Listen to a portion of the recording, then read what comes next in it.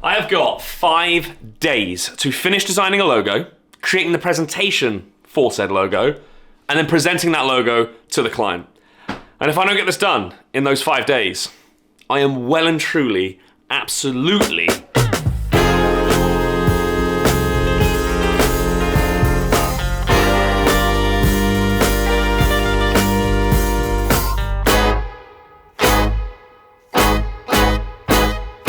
I've got a seriously busy week ahead of me. If I don't get certain stuff done this week, I'm in real trouble. Like I'm in trouble of like pissing someone off or burning myself out or even like maybe losing a client. Which sounds dramatic, I know, but look, I don't want to moan. Like I'm so like grateful and lucky to be a designer and a freelance designer that's busy, so busy doing the thing that they love. I don't want to sound like a moany idiot, but like I am like crazy stacked and it's just kind of the way things have fallen. Like a little bit of it is my own fault, of course, but sometimes like things just don't work out the way they're supposed to work out. And things are very difficult to run and manage when you're doing it all on your own. So I thought this was a great opportunity to show you that. What is it really like to balance multiple projects all at the same time on your own? Well, this week's gonna be perfect for that because not only do I need to finish creating the logo design and the presentation and present to my client at the end of this week, we got a bunch of stuff that needs doing way before that. Tomorrow, I'm out of the studio for like an entire day. I'm gonna be in Cardiff seeing my good friend Liz Mosley. She hosts her own podcast and she's doing a live podcast, which is epic. So I'm gonna get to hang out with her and some other really cool creative people and watch her do her thing and just support from the sidelines. I'm so stoked to be able to do that. But it does mean I'm at the office for like almost an entire day. Then another part of the week, we are going to be starting a project. So as a few are ending, I've got some that are beginning and starting, and we're going to be going through a full brand strategy exercise with those clients on Thursday. And then on Friday, I've got to present this idea.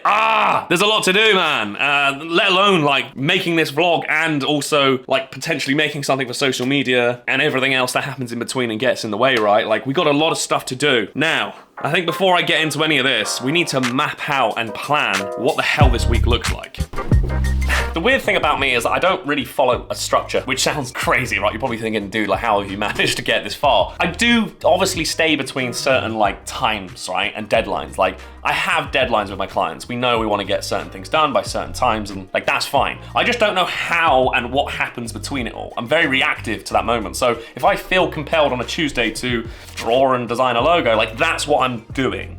Even if I've come up with the idea that like on Tuesday at 10, I'm gonna sit down and do social media stuff, if I don't feel like doing it, I don't do it. I work the way I want to work, and I've kind of always done it like that. But this week, I don't think that's gonna work for me. I've never really been kind of under this much pressure to get shit done. So I think I'm gonna have to throw my own playbook out the window and structure my week in order to get this done. I think the only way I'm gonna get through this week is with a system called time blocking, which is essentially just breaking up your day into specific moments and deciding that between certain hours of the day, I'm only gonna be focusing and working on that one task, which is supposed to be an incredible way to be as productive as possible. But for me, that sounds like prison. Now, time blocking kind of looks like this. This is time blocking, which as you can see is just a really fancy color-coded chart of how you're gonna break your day up. So I've made this before in the past, by the way. I didn't just make this. But as you can see here, look, Monday, the day theme is creative and social. The amount of hours I'm gonna be working on certain tasks are here. And it's like a timeline of events where basically, look, between 8 a.m. and half 8, I'm gonna be working on email and admin. And then the next part, I'll just deep creative work, lunch break, more deep creative work, then social media posts and content creation, publishing, loose ends and admin, right? And I've dictated my day by the hour, block by block. And I've done that for the entire week, right? Which is crazy. Like, this is an ultra way of being productive, but I found this to be the most miserable and boring way to run my studio. Like, I absolutely hated it. Yes, it kept me productive, but it just took the soul out of it. Everything was like super predictable. Now, I'm sure you're probably looking at it going like, this sounds like a really great idea. Like, I would love that. I'll leave a link in the description. You guys can have this for free and you can amend on it and change it. And you can see mine as an example.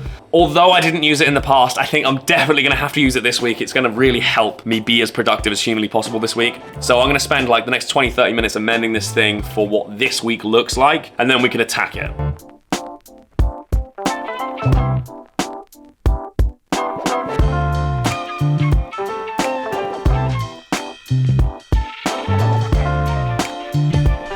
First task complete. I've just finished time blocking my entire week. Take a look at this. I've beamed it up onto the TV, so look, no matter where I am in the studio, whether I'm at my desk, over here, I can always see it. So look, this is Monday, right? this is what we need to do today. I've already lost that chunk of time talking to you and building this. Oops. But look, we got Melting Man logo package here, then some lunch, anti-boring content club presentation amends. Then we can start working on that presentation for the end of the week, right? So that's what Monday looks like. This is Tuesday. Look, I'm losing half the day here. So we need to make up some time later on in the week, which we do here. Look, I've mapped out everything of what I need to do at certain times of the day, how that's gonna work throughout the entire week, look. So my Thursday, for example, look, I got the brand strategy with a brand new client here. Then I actually go off to therapy. So absolutely no shame at all. I'm a massive advocate for going to therapy, right? I've been going to therapy for years. It's just the gym for your brain, okay? And if you can find the finances and the time to go, I would massively advise it. So I've got that on Thursday between 11 and 12. And then I've left this massive open block here on Thursday where I've not put anything in at all. And I've done that because, look, I can't block every single hour of the day out. That would be really dumb. I'd be shooting myself in the foot if I did that. Because there's gonna be something that happens this week that's outside of my control, that I can't predict. And I'm gonna want that wiggle room in order to make that happen. So like, it could be that someone, like one of my clients wants to jump on a call with me, and that lasts like an hour or two. And then that's gonna have to eat into some other time that I need to reallocate. So if I've got like an extra 3 or 4 hours somewhere in the week that's unallocated, it allows me to have that room. So yes, we need to be like structured to be as productive as possible, but I think we always need that little bit of flexibility, that bit of reactiveness I think is healthy, and I can't help but put it into my week. So that's what we're doing. Right, first task, man. Let's get those logo designs for Melting Man all packaged up so we can get them over to the client, move on to the next task.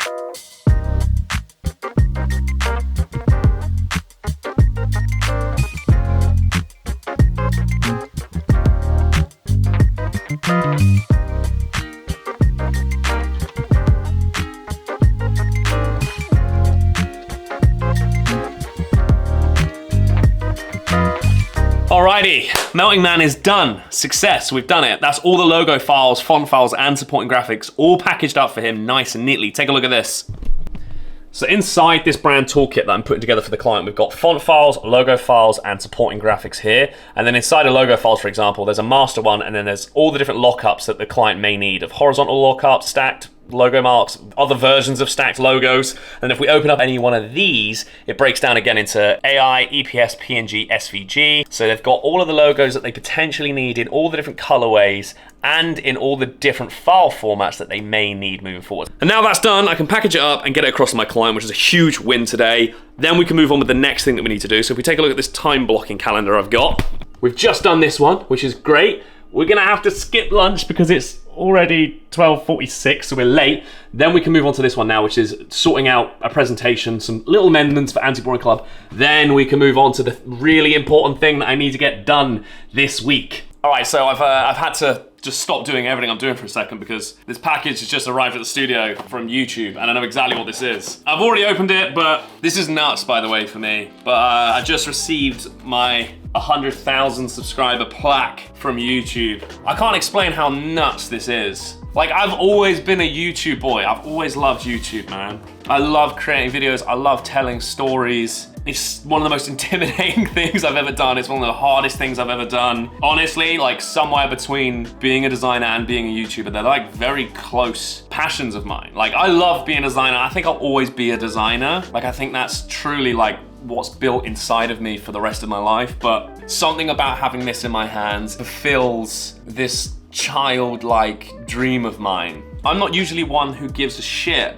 about some like numerical like figure being that measure of success. I don't care how much money you make. I don't care how many fucking followers you have. Like, that isn't what makes you successful. And that's not why I would look at someone as like a success. Like, I've built an amazing audience on like Instagram and TikTok and stuff. But there's something about like those numbers that feel different. Like, they kind of feel like dirty in a way. Like, if you're like if I was to like talk to people in the street and be like, oh yeah, like I got 500,000 Instagram followers. Like, that just sounds like you're an asshole. But when I say I've got 100,000 like YouTube subscribers, that feels like an accomplishment. Like, that feels more like an achievement than anything else when it comes to kind of like growing an audience and a following. And I think it's because like this is a genuinely difficult thing to achieve. Not that growing an audience on Instagram isn't difficult, it's just different.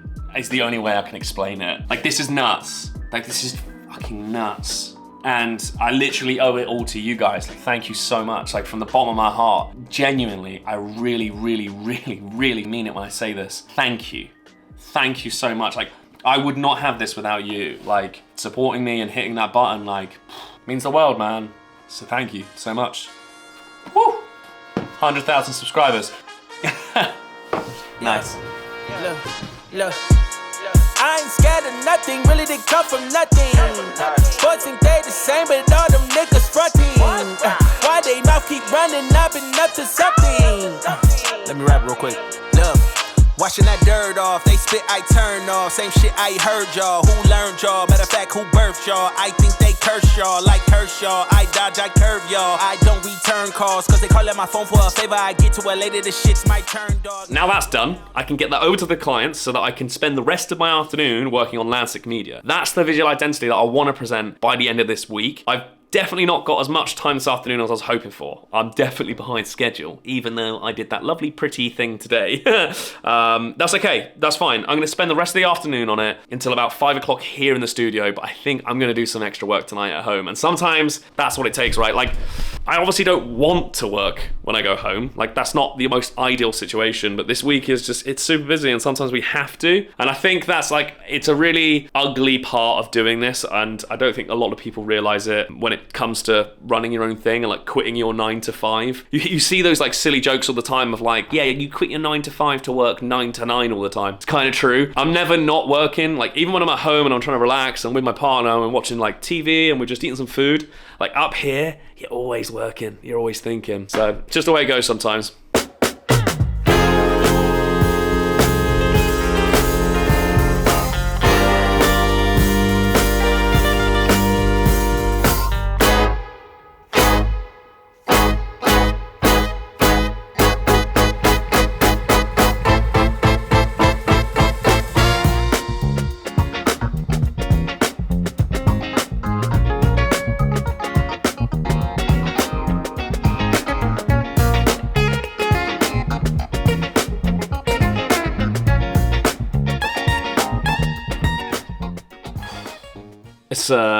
It's 9 o'clock.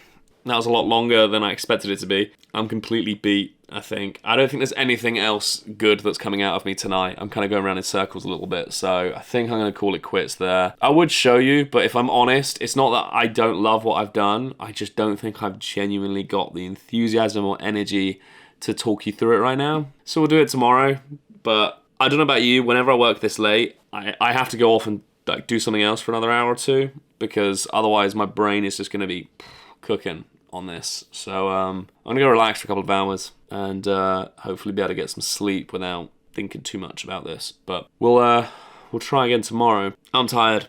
Monday, man.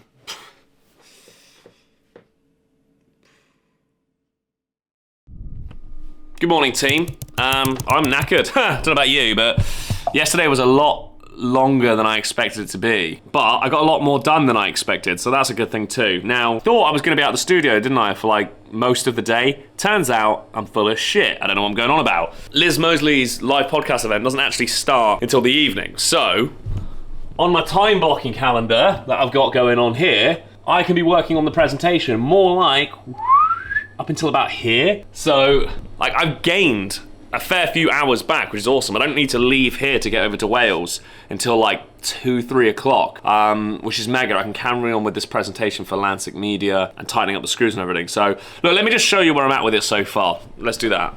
Right, so as you can see, I got all these different logo lockups for Lancet Media, and last night you could see me meticulously working on this logo type for it to pair with this mark, and it was kicking my ass. It took me so long and I couldn't quite figure it out. There's something still bothering me a little bit about these two words. They're kind of fighting each other a little bit, and I'm still trying to figure that out and iron out the details. But you can't see from this, but there's like this really lovely kind of fine details to it that are slightly kind of cut out. The idea is it's supposed to feel like it's been carved and cut out of wood and it's handmade, right? That's the idea. Now, this mark I'm stoked with. Like, I'm 100% sold on this mark. It's the type that's kicking my butt a little bit. So for context, Lancet Media are a film production company based in Alaska. Hence this lovely little eyeball image for visual storytelling, right? Here between these two ravens. Now, why the ravens? Look, there's nothing I hate more as a logo designer than when I see an obvious idea just smashed into a logo mark, right? Like, for example, like it's a plumber's logo, so it needs to have a tap or water in the logo, right? Or it's an electrician's logo, so it needs to have a lightning bolt. These are so route one and obvious, and I think there's a big misconception that your logo is supposed to sell what you do, right? I get a lot of feedback on my videos from people saying, why is there a rabbit in that logo? That has nothing to do with film production. Or why is it a peacock? That has nothing to do with beer. I get it, I understand it, but this is this like strange thing that people think that the logo is supposed to sell the product that you do. Like, take a look at Apple. There's no computer in that logo. Look at McDonald's. There's no burger in that logo. Take a look at Starbucks. There's no coffee cup in that logo. Take a look at Shell. There's no oil in that logo. Take a look at KFC. There's no chicken in the logo. I don't need to know from the logo what that product sells, right? A logo should be there as an identifiable mark so that the customers can differentiate who you are in that market, right? That's what a logo's there to do. Be recognizable, memorable, and unique. I try to look way outside of the obvious. And for Lancet Media, these ravens were a fantastic idea. Not only did they have just a genuine connection to Alaska, they're native birds of Alaska, but the more I spoke to the two wonderful people that run Lancet Media, there was this message that kind of kept coming up throughout that brand strategy, was this idea of equality, this idea of balance. These two love to work with anyone and everyone who just has great ideas and have a really important story to tell, whether this is a massive corporation or a very small mom and pop shop. They're so invested in telling fantastic stories, and they really believe in keeping things equal and balanced, and that message is really important. That's the message I want to kind of lock inside of that logo, and that's why we came up with that idea of these two ravens working perfectly together in synergy, equal balance, harmony, and then right in the center of that little visual storytelling element, that eyeball coming into it. So that's kind of the thought process behind the mark so far, right? The idea is that no matter how you look at this logo, it's completely balanced at all times, right? There's this perfect kind of harmony between the two ravens around this centralized spot right in the middle. It's unique, it's simple, it's memorable, and it's not slap bang obvious to being a film production company. It kind of sets the tone that the people that run Lancet Media aren't route one thinkers. They're creative thinking themselves, right? That's what a good logo should do. It should represent so much more than just what the company does. It should represent what it believes in. And that helps them when I share this logo and that presentation with my clients. If I tell that story of equality, of balance, of harmony, that's something that they can get on board with, that they can connect with, and ultimately, hopefully, fall in love with the idea. So there's much more of this visual identity that I need to get locked in before Friday, and then put it into a presentation. So I'm gonna stop rambling on and get on with that.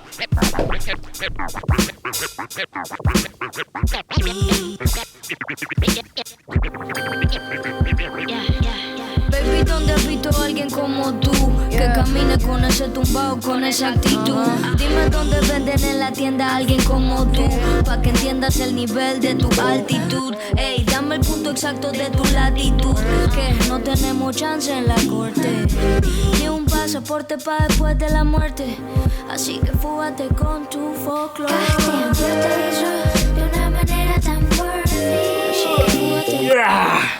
I think I'm done with Lancet Media for today. You know how I spent like all of last night up until like 9 o'clock at night working on that custom type for this? I didn't use it. I've completely got rid of it.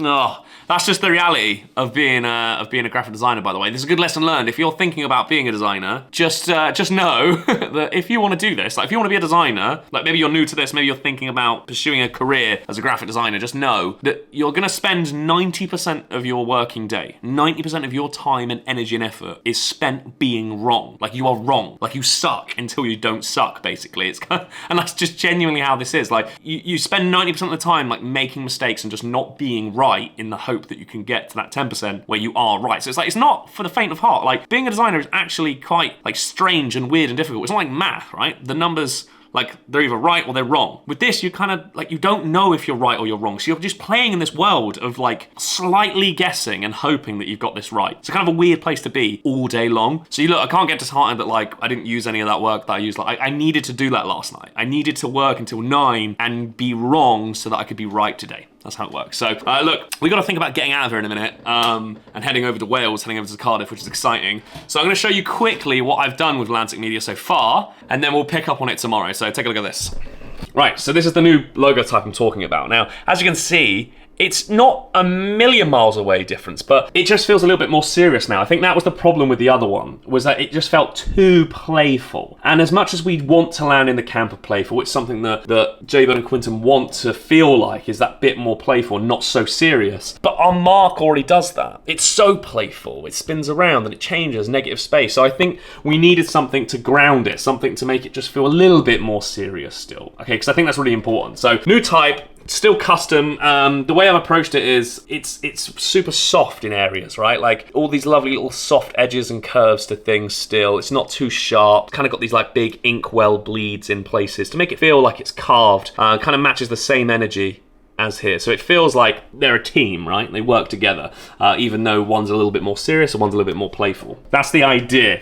New colors, dude, that I've introduced. I'm so stoked about these. Really earthy, really outdoors, really natural. And I wanted to play on the whole RGB thing, right? So their old logo type and their old logo had red, green, and blue in it, but like the hyper red, green, and blue. I kind of wanted to like step away from that, bring in green, kind of move it to more of like an orange, but it's red. Okay, ignore it. It's like red, green, and blue. But really natural, really outdoorsy, okay, really like Alaskan, okay, because they got these big, beautiful shots. Like, this is some of their work, okay, that we've got in here, and we've now got that mark sitting front and center. Feels like this beautiful little carved out badge.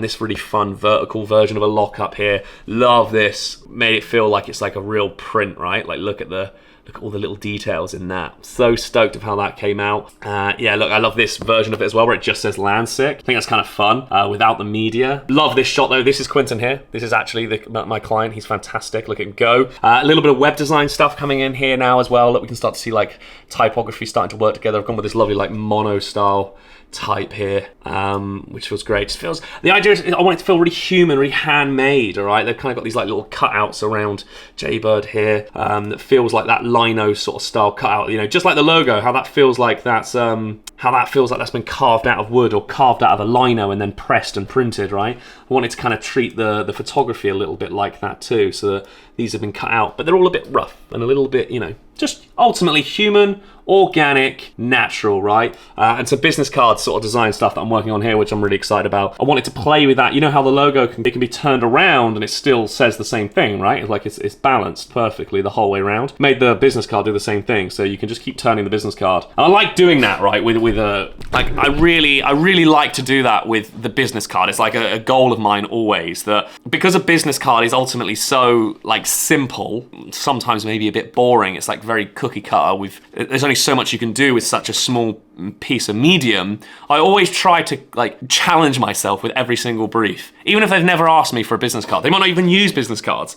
It's kind of my opportunity to like, well, how can we be creative on this space and like make it theirs, okay, and make it feel like their thing. So like for Dosty, for example, this matches the label that's on the actually on the can. I don't have a can here, but that vertical shape is on the can, but then when we turn it around, it changes, right? It's just like, it's like a tiny little detail, but I try to find a way to keep telling the brand story even through paper, right? Even through such a tiny little thing. So it's kind of what I did with Landsick there. Right, now, I am going to, I'm going to get out of here, I think. Smashing the place up. I'm going to get out of here, I think, go get some lunch, and then travel over to Cardiff. I'm excited. Hope you are too. It's going to be nice. Look at the day as well, by the way.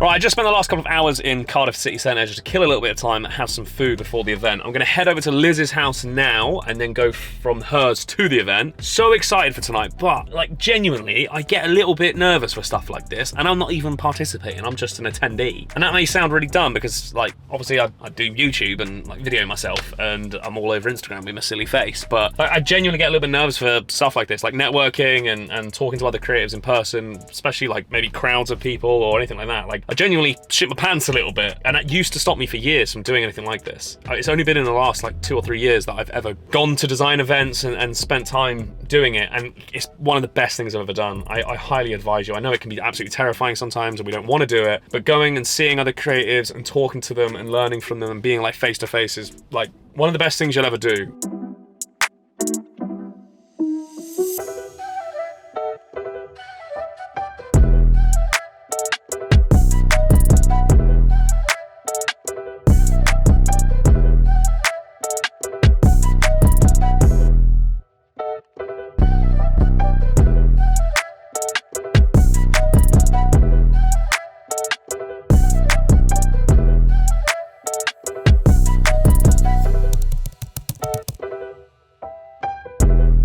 probably wondering, CJ, why are you on the floor, dude? Well, look, here's the thing. I'm 31 now, and I didn't get home until 12:30 last night. Which doesn't sound that bad, but when I got home, I couldn't go to sleep straight away because I found my partner on the floor, nearly in tears, with a hoover, trying to catch a spider because she found it in the bed. Literally just when I go into bed and this thing is in there. Oh my god, oh my god, oh my god, oh my god. Which then meant I had to spend the next 30, 40 minutes looking for said spider and then changing the duvet covers before I could get any sleep. So I don't think I got any sleep until maybe like 1:30 last night. So I'm absolutely cooked, dude. Feel like crap. And of course, we have a deadline to hit this week. I'm trying to get a visual identity design finished and presented by the end of this week. And here I am, lying on the floor. Stuff like this always seems to happen when we have some of the most important things to do, right? But look, the evening was incredible. Liz absolutely smashed it. I'm so proud of her. She put on such an incredible event. And I've been to design events before, very similar. And this was so much better than some of the other events I've been to. And she did this all on her own. And this was the first time she's really done anything like this. Incredible. So inspiring. She's amazing. Liz, you're a legend, mate. Gavin Strange was awesome. One of the most inspiring dudes ever. It's kind of one of those moments like that I think about, like, when I grow up, I want to be like Gavin. Like, he has a family and he's still creative and still getting to do those passion projects. We have very similar values and he actually just lives just up the road from me, which is awesome. Right, we got so much to do and we're not going to get it done by lying on this floor, are we? So let's get back to work. Woo! All right, baby, that's how we start the day. I just got sign off for Anti-Boring Content Club. They've signed off the logo. This is so good, look. Hey CJ, green light for the logo and the last changes. We're ready to move on to the rollout phase. Man, I can't even explain how stoked I am. This is so cool, but the thing is I mentioned in the last vlog that it's really easy for me to just suddenly go from like being like, okay, cool, this is great. Like, I got sign off, awesome, to, okay, what's the next shiny thing? Like, okay, what's the next project I need to do? What's the next task I need to get on with? And not like sitting in this moment and enjoying it, because no one's here to pat me on the back. As you can see, I'm on my own in here, right? No one's here to say, good job, Siege, well done. So like, I have to do that for myself, and we don't always do that. So like, I need to spend the time soaking this up for a second because it's a really, really big deal. Like, what I've done is a big deal. Well, we found a client, we've worked with the client, we've produced for the client's happy, and we're gonna get paid to do the thing we said we were gonna do. That's a really big deal. And I could so easily just be like, okay, cool, great, on to the next thing. Let's do this presentation for Friday and not enjoy that moment. And what happens then is you just end up becoming burnt out and a bit annoyed and a bit angry and not enjoying this. So I'm trying to make a conscious effort to be like, awesome, we just did the thing. Like, we're professional graphic designers, we just got paid to color in. How sick is this? So I'm gonna do that. I'm gonna celebrate for the next like hour, even though I've got shit to do, because no one else is gonna do it for me. And I think, you know, we're all guilty of maybe not patting ourselves on the back when we've done a good thing. Thanks for celebrating with me, team. I'm thinking lunch.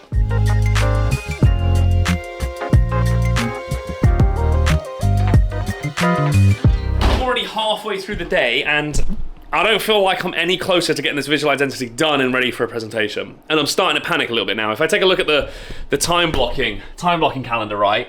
I've just gone for lunch, which means I now only have a few hours to get on with this presentation, and then I'm supposed to be doing social media content creation, right? But I think I'm gonna spend the rest of my day just purely working on Landsick and just lock in, because I find it very difficult to get into any kind of a flow state. And I think if I just spend the next 1 to 2 hours working on that and then I pull myself out of it to do content creation, that's gonna be the dumbest use of my time ever. I'll end up getting really excited about Landsick and being into a flow, and then I've got to go off and do something else. It's just not gonna work. Something's got to give. I'm getting quite nervous now. I would like to have had this presentation like wrapped up by tomorrow so I can go through it a few times and practice it. And that's just starting to seem like that's way out of my possibilities right now. So I think prioritizing one thing and one thing at a time is the best thing to do right now. So I'm gonna go and work on Landsick for the next 4 or 5 hours, lock in, get some shit done, then we'll reevaluate.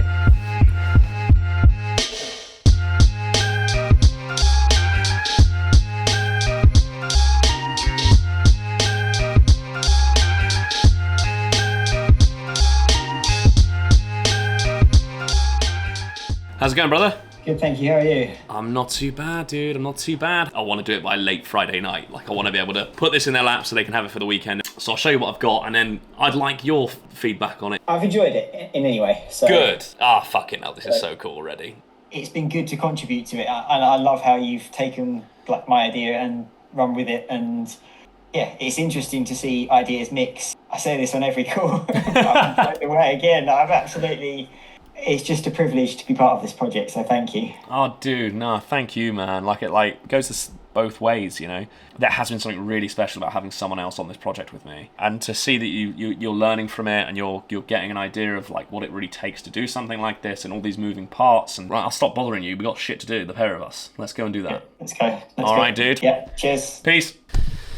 God, I love my job, man. See, it's stuff like this. It's just the coolest thing ever. Just a couple of years ago, I was working on my own all of the time. And as much as I still love that, like that's why I chose to be a freelancer. I like working in isolation to some degree. I want to look after myself and run my own thing. There is something amazing about working with another creative and just getting somebody else's brain on it. And Rowan has been incredible. Rowan came to me 6 months ago as a freelance designer himself, very like lost, not really knowing. He was sort of charging £200-300 for a project and had no real idea of what a project looked like that was maybe £3 grand, £5 grand, £10 grand. And now he's worked on some of those projects with me, and we're working on those things together, and he's starting to see all the nuts and bolts of what it takes to do it, and he's just killing it. Like, he's just doing so well, and he's so clever, and his brain is so, like, just to work with someone else who has another brain on, you know, that just doesn't think like you is a superpower. What a win. Well, we're nearly there at the end of Wednesday, aren't we? I just need a little bit more time, and I think we might just get that presentation done.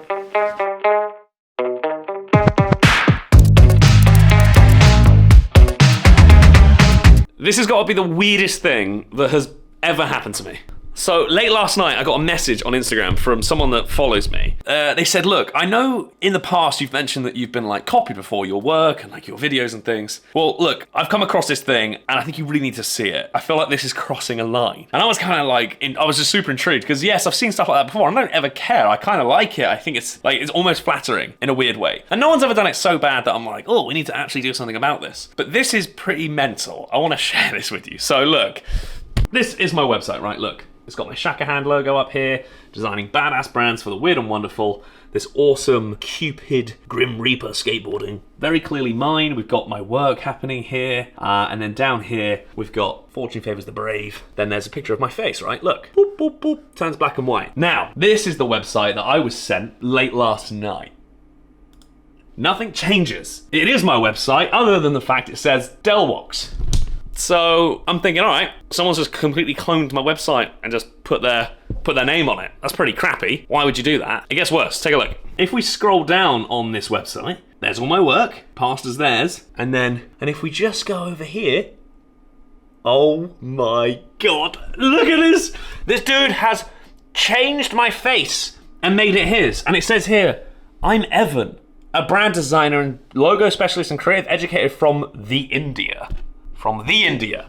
Well, Evan, you look a little bit sus there. You look a little bit strange. He's completely removed the logos from my chest. He's moved it from my hat. This is the weirdest thing that's ever happened to me. It gets worse. Take a look. This is the About Me page of my website, right? We have this image here of me, and then there's this big image here of me working on my mentoring and things like that. If we go over to Delwox for a second, and we do the same thing, and we click on About, he has done exactly the same thing. He's stolen my face, man. Look, he's fully photoshopped my face out and put his face on. Like, this is crazy, dude. This is one of the craziest things. He's even done it to this side profile, but you can see, look, with the eye. He looks mental. He looks possessed, Evan. You don't look great there, buddy. Not a good look. But this guy's completely not only using my work, I've never seen it before where they've like taken my face. Like, that's the weirdest thing that's ever happened. I don't know what to do about it. Then on here on the contact form, like, he's using my contact form, but like he's removed Seaside Studio from my thing. Like, he's kept my face, like that's still my face, but he's removed Seaside Studio from the front of it. So like, I've heard of people stealing other people's work and like passing it off of their own and putting it into their portfolios, but like, to not only steal all of my work, like all of the logos and case studies on this thing are mine, the website is legitimately mine, and like the even the imagery, the photography. And this just goes to show, like, obviously a lot of this has been AI'd, right? They've used AI in order to do this. And this just goes to show like why we can't have nice things, right? AI could be something really awesome, but it also gets used by idiots to do bad things. Now luckily, I'm someone that doesn't really care care about too much like this. Like, I think it's kind of funny. It's a little bit weird. I am a little bit concerned. Like, it's kind of a back and forth. Like, one minute I'm like, feel like a rock star, someone wants to be me. And then the next thing I'm like, I might end up in a Netflix documentary as the victim because he might come and take my face off and sew it to his. I mean, hopefully that doesn't happen, but I mean, this just goes to show, man, AI is not the most awesome thing we should be using, I think, and it can genuinely be damaging to people. What a weird way to start my day. I can't stop thinking about Evan, man. The guy who just stole my work, stole my logos, stole my face and changed it, removed the name from my studio. Like, I just can't. Like, what a mental thing to happen. And I shared it in my story today on Instagram, and I've had hundreds of you guys messaging me being like, what are you gonna do? Like, you need to take this seriously, CJ. You need to lawyer up. You need to sue him. You need to take this down. And it's all so, like, intimidating, and I don't know what to do about it, but I know I can't stop thinking about it, and I need to be getting on with this presentation. I need to do this thing. I've got 24 hours to do it. I think this is so much more interesting right now to me. I want to do something about this. It is scary that we're in a world where that can happen now. So I kind of need to do something to, like, just scratch that itch of mine, to kind of mark this weird moment in business that I'm cool enough to copy, quite literally. So he used AI to change my face to his and to remove the name from my studio. So what can I do that's the opposite of that? Like, what does that look like?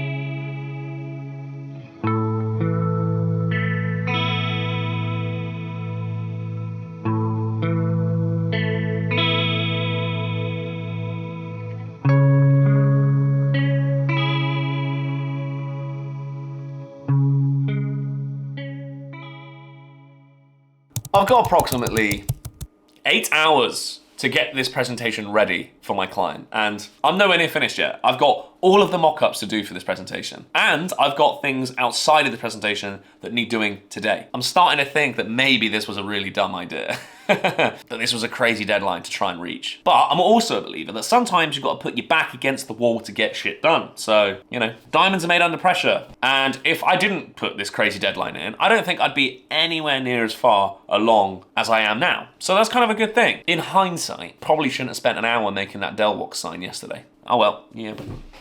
Can't dwell on it, can I?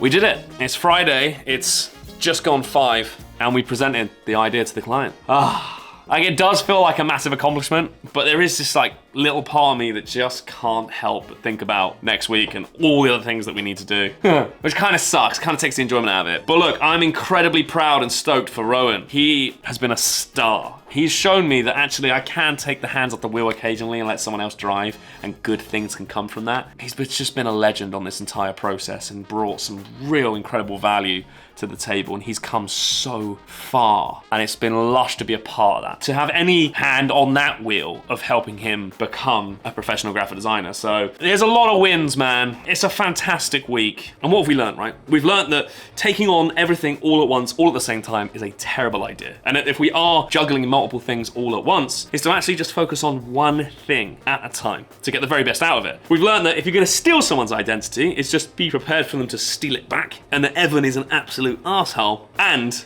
we've definitely learned to check our beds for spiders before we go to sleep. Peace.